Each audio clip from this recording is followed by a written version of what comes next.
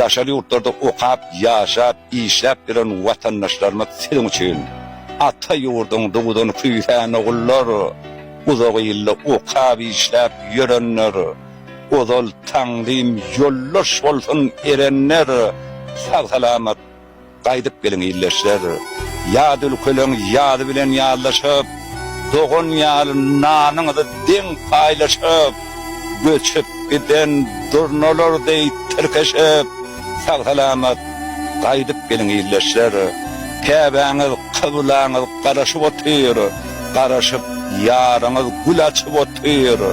Bu toprakda ata-babaňyz ýatyr. Sag salamat gaýdyp gelin illeşler.